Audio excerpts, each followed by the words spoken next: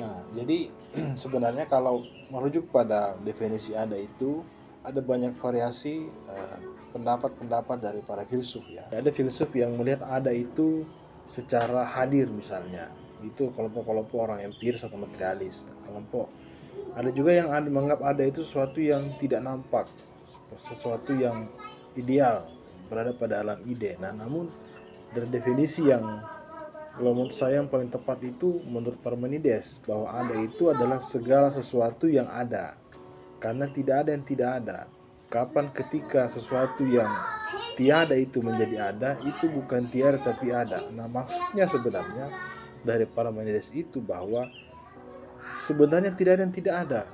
Karena kapan sesuatu yang tidak ada itu dianggap ada, itu bukan tidak ada tapi ada sebenarnya. Sebutlah contoh misalnya, adakah kucing berkepala 1000? Kan tidak mungkin dalam dunia nyata seperti itu. Tapi secara metafisika itu ada paling tidak dalam kerangka berpikir kita atau dalam rasio kita.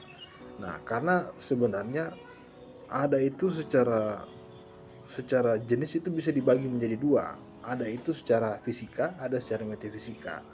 Ada secara fisika itu adalah segala sesuatu yang bisa diinderai dengan 5 panca indera. Sementara ada metafisika itu adalah segala sesuatu yang tidak bisa diinderai tapi ada.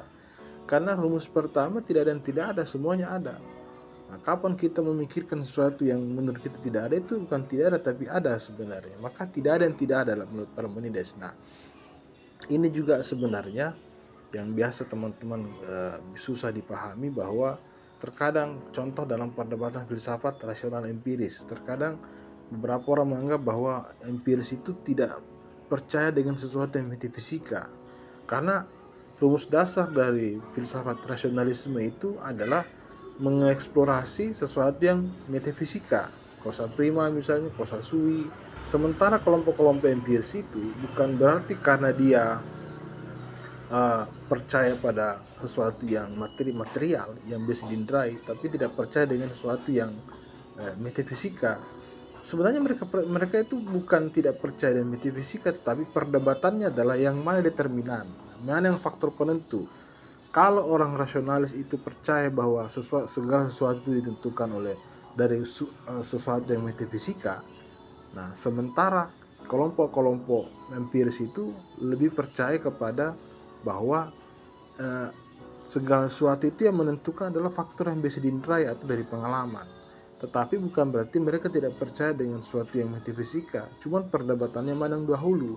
Kalau rasionalisme percaya bahwa yang dahulu adalah metafisika, sementara alam fisika itu hanya akibat, kebalikan dari empiris bahwa sesuatu yang determinan yang penentu itu adalah alam fisika. Nah, alam fisika yang menentukan alam metafisika. Nah, contoh misalnya dalam kalau cara berpikir empiris itu mereka meyakini bahwa pengetahuan itu bersumber dari alam fisika. Nah, namun alam indera itu melakukan yang disebut dengan menerima sensasi dari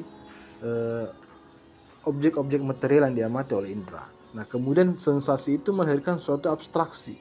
Abstraksi itu adalah hasil pengamatan indera itu kemudian naik ke alam rasio, alam nalar kita, kemudian terjadilah abstraksi di situ.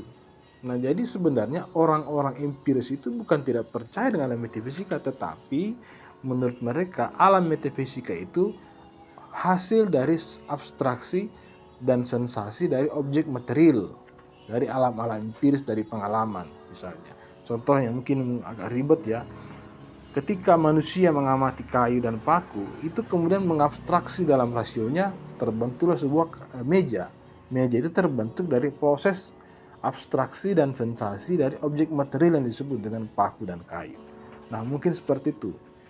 Bagi teman-teman yang mungkin kurang paham bisa diskusi di kolom komentar.